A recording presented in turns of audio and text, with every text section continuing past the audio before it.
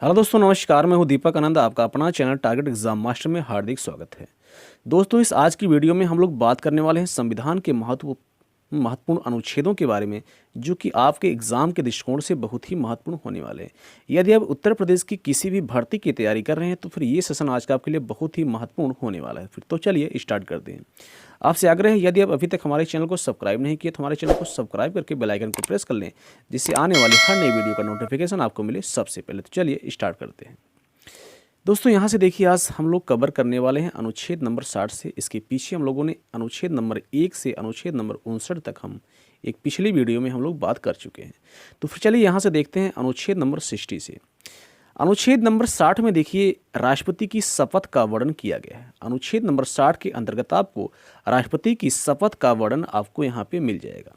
अनुच्छेद नंबर 61 में राष्ट्रपति पर महाभियोग चलाने की प्रक्रिया का वर्णन अनुच्छेद नंबर 61 के अंतर्गत आपको यानी यहाँ पे देखने के लिए मिलेगा। अनुच्छेद नंबर 61 में राष्ट्रपति पर महाभियोग चलाने की प्रक्रिया का विस्तृत वर्णन किया गया है। राष्ट्रपति पर महाभियोग यानी लगते क्यों हैं?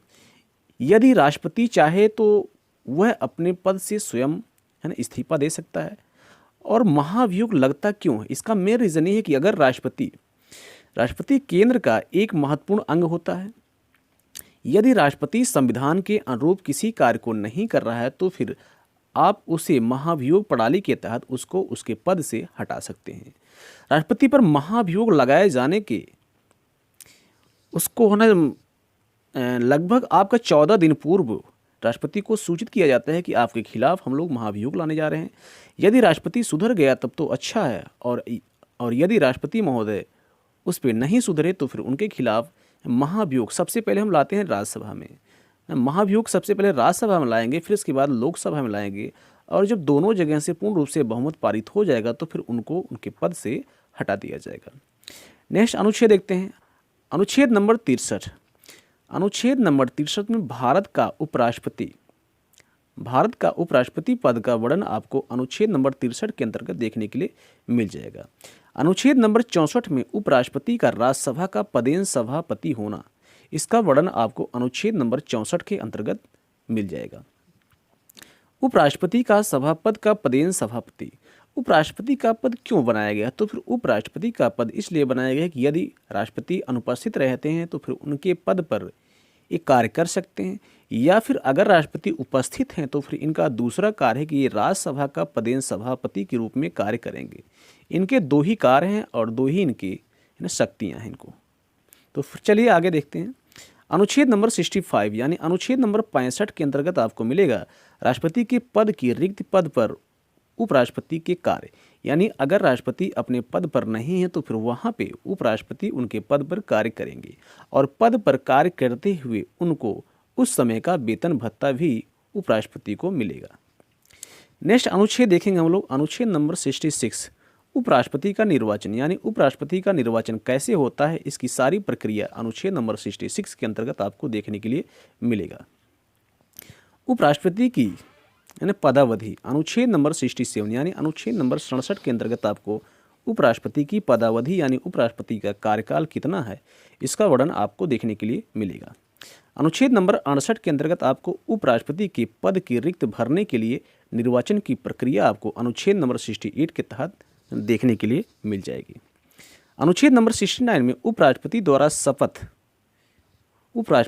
शपथ का वर्णन आपको अनुच्छेद नंबर 69 में देखने के लिए मिलता है। अनुच्छेद नंबर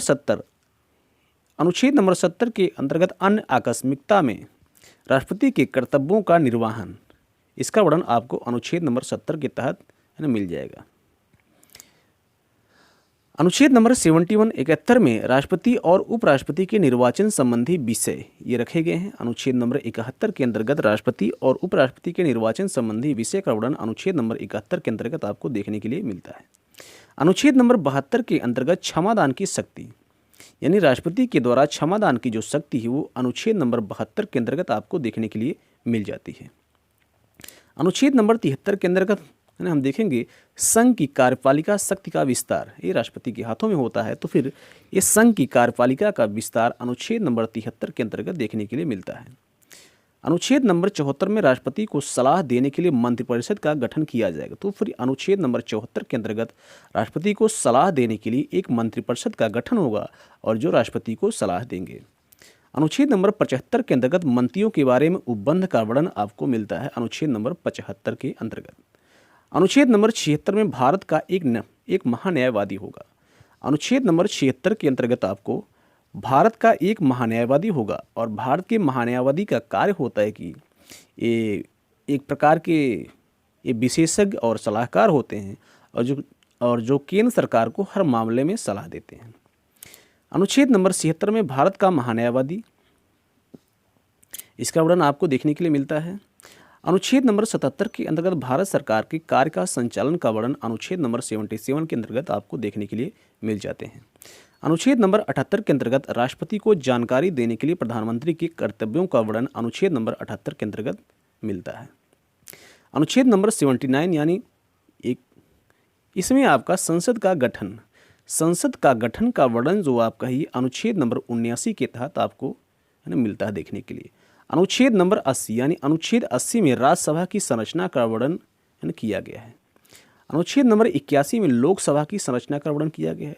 अनुच्छेद नंबर 83 में संसद के दोनों सदनों की अवधि का वर्णन अनुच्छेद नंबर 83 में किया गया है। अनुच्छेद नंबर 84 यानी 84 अनुच्छेद में संसद के सदस्यों के लिए अर्हताएं यानी उनकी क्या योग्यताएं हैं, इसका वर्णन आपको देखने के लिए मिल जाते हैं। अनुच्छेद नंबर 85 के अंतर्गत संसद का सत्रावसान और विघटन का वर्णन आपको अनुच्छेद नंबर 85 के अंतर्गत मिलता है। अनुच्छेद नंबर 87 में राष्ट्रपति का विशेष अभिभाषण का वर्णन आपको अनुच्छेद नंबर 86 के अंतर्गत मिलता है। अनुच्छेद नंबर 88 में सदनों के बारे में मंत्रियों और महान्यायवादी का अधिकार का वर्णन 88 अनुच्छेद के अंतर्गत वर्णित किया गया है। अनुच्छेद नंबर 89 में राज्यसभा का सभापति और उपसभापति का वर्णन 89 यानी 89 के अंतर्गत आपको देखने के लिए मिलता है। नेक्स्ट और लास्ट अनुच्छेद यहाँ पे हम देखेंगे अनुच्छेद नंबर 90। अनुच्छेद नंबर 90 के अंतर्गत उपसभापति पर एक इसका पद रिक्त होना या पद हटाया जाना यानी उपसभापति का पद रिक्त होना या फिर हटाया जाने का वर्णन आपको अनुच्छेद नंबर 90 यानी 90 के अंतर्गत देखने के लिए मिलता है। तो फिर दोस्तों आज के लिए इतना ही। यदि वीडियो पसंद आया हो तो हमारे चैनल को सब्सक्राइब, लाइक और शेयर जरूर करें। अगले वीडियो का आप इंतजार करें, हमारी नेक्स्ट वीडियो हमेशा आती रहती। तो फिर ओके, थैंक यू। हेलो दोस्तों, नमस्कार। मैं हूं दीपक आनंद, आपका अपना चैनल टारगेट एग्जाम मास्टर में हार्दिक स्वागत है। दोस्तों इस आज की वीडियो में हम लोग बात करने वाले हैं संविधान के महत्वपूर्ण अनुच्छेदों के बारे में, जो कि आपके एग्जाम के दृष्टिकोण से बहुत ही महत्वपूर्ण होने वाले हैं। यदि आप उत्तर प्रदेश की किसी भी भर्ती की तैयारी कर रहे हैं तो फिर ये सेशन आज का आपके लिए बहुत ही महत्वपूर्ण होने वाला है। फिर तो चलिए स्टार्ट करते हैं। आपसे आग्रह है, यदि आप अभी तक हमारे चैनल को सब्सक्राइब नहीं किए तो हमारे चैनल को सब्सक्राइब करके बेल आइकन को प्रेस कर लें, जिससे आने वाली हर नई वीडियो का नोटिफिकेशन आपको मिले सबसे पहले। तो चलिए स्टार्ट करते हैं। दोस्तों यहाँ से देखिए, आज हम लोग कवर करने वाले हैं अनुच्छेद नंबर 60 से। इसके पीछे हम लोगों ने अनुच्छेद नंबर 1 से अनुच्छेद नंबर 59 तक हम एक पिछली वीडियो में हम लोग बात कर चुके हैं। तो फिर चलिए यहाँ से देखते हैं अनुच्छेद नंबर 60 से। अनुच्छेद नंबर 60 में देखिए राष्ट्रपति की शपथ का वर्णन किया गया है। अनुच्छेद नंबर 60 के अंतर्गत आपको राष्ट्रपति की शपथ का वर्णन आपको यहाँ पे मिल जाएगा। अनुच्छेद नंबर 61 में राष्ट्रपति पर महाभियोग चलाने की प्रक्रिया का वर्णन अनुच्छेद नंबर 61 के अंतर्गत आपको यानी यहाँ पे देखने के लिए मिलेगा। अनुच्छेद नंबर 61 में राष्ट्रपति पर महाभियोग चलाने की प्रक्रिया का विस्तृत वर्णन किया गया है। राष्ट्रपति पर महाभियोग यानी लगते क्यों हैं? यदि राष्ट्रपति चाहे तो वह अपने पद से स्वयं यानी इस्तीफा दे सकता है। और महाभियोग लगता क्यों है? इसका मेन रीज़न ये है कि अगर राष्ट्रपति केंद्र का एक महत्वपूर्ण अंग होता है। यदि राष्ट्रपति संविधान के अनुरूप किसी कार्य को नहीं कर रहा है तो फिर आप उसे महाभियोग प्रणाली के तहत उसको उसके पद से हटा सकते हैं। राष्ट्रपति पर महाभियोग लगाए जाने के उसको होना लगभग आपका 14 दिन पूर्व राष्ट्रपति को सूचित किया जाता है कि आपके खिलाफ हम लोग महाभियोग लाने जा रहे हैं। यदि राष्ट्रपति सुधर गया तब तो अच्छा है, और यदि राष्ट्रपति महोदय उस पर नहीं सुधरे तो फिर उनके खिलाफ महाभियोग सबसे पहले हम लाते हैं राज्यसभा में। महाभियोग सबसे पहले राज्यसभा में लाएंगे, फिर इसके बाद लोकसभा में लाएंगे और जब दोनों जगह से पूर्ण रूप से बहुमत पारित हो जाएगा तो फिर उनको उनके पद से हटा दिया जाएगा। नेक्स्ट अनुच्छेद देखते हैं, अनुच्छेद नंबर 63। अनुच्छेद नंबर 63 में भारत का उपराष्ट्रपति पद का वर्णन आपको अनुच्छेद नंबर 63 के अंतर्गत देखने के लिए मिल जाएगा। अनुच्छेद नंबर 64 में उपराष्ट्रपति का राज्यसभा का पदेन सभापति होना, इसका वर्णन आपको अनुच्छेद नंबर 64 के अंतर्गत मिल जाएगा। उपराष्ट्रपति का सभापद का पदेन सभापति, उपराष्ट्रपति का पद क्यों बनाया गया? तो फिर उपराष्ट्रपति का पद इसलिए बनाया गया कि यदि राष्ट्रपति अनुपस्थित रहते हैं तो फिर उनके पद पर ये कार्य कर सकते हैं, या फिर अगर राष्ट्रपति उपस्थित हैं तो फिर इनका दूसरा कार्य है कि ये राज्यसभा का पदेन सभापति के रूप में कार्य करेंगे। इनके दो ही कार्य हैं और दो ही इनकी शक्तियाँ हैं इनको। तो फिर चलिए आगे देखते हैं। अनुच्छेद नंबर 65 यानी अनुच्छेद नंबर 65 के अंतर्गत आपको मिलेगा राष्ट्रपति के पद की रिक्त पद पर उपराष्ट्रपति के कार्य, यानी अगर राष्ट्रपति अपने पद पर नहीं है तो फिर वहाँ पे उपराष्ट्रपति उनके पद पर कार्य करेंगे और पद पर कार्य करते हुए उनको उस समय का वेतन भत्ता भी उपराष्ट्रपति को मिलेगा। नेक्स्ट अनुच्छेद देखेंगे हम लोग, अनुच्छेद नंबर 66 उपराष्ट्रपति का निर्वाचन, यानी उपराष्ट्रपति का निर्वाचन कैसे होता है, इसकी सारी प्रक्रिया अनुच्छेद नंबर 66 के अंतर्गत आपको देखने के लिए मिलेगा।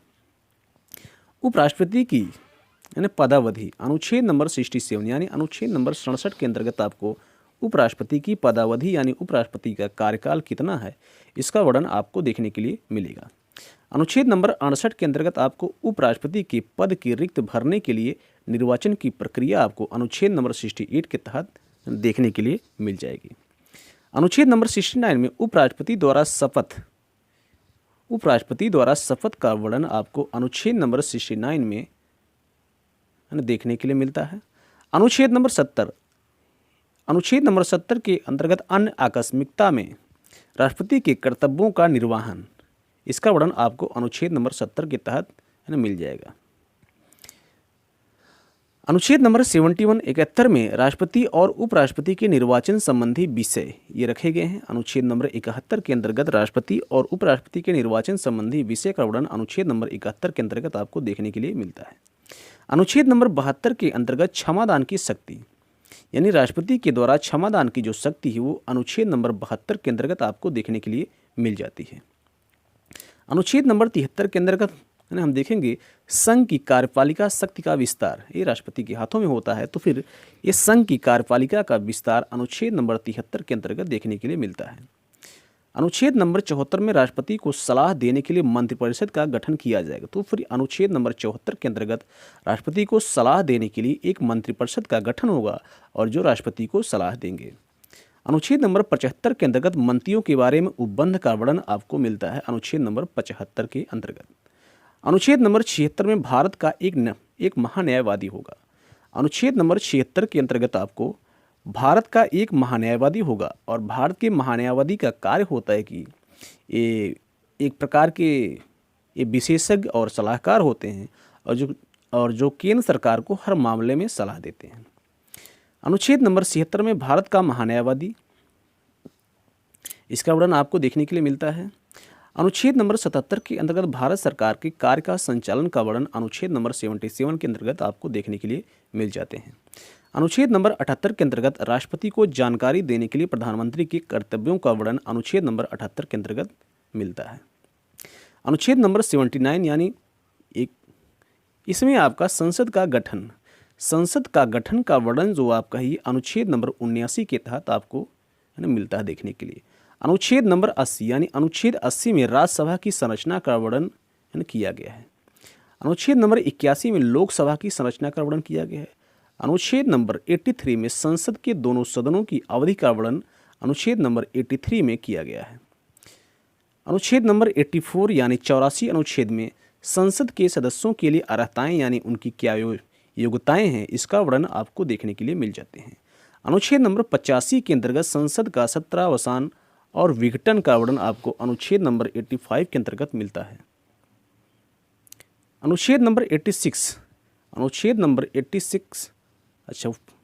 87 में राष्ट्रपति का विशेष अभिभाषण का वर्णन आपको अनुच्छेद नंबर 86 के अंतर्गत मिलता है।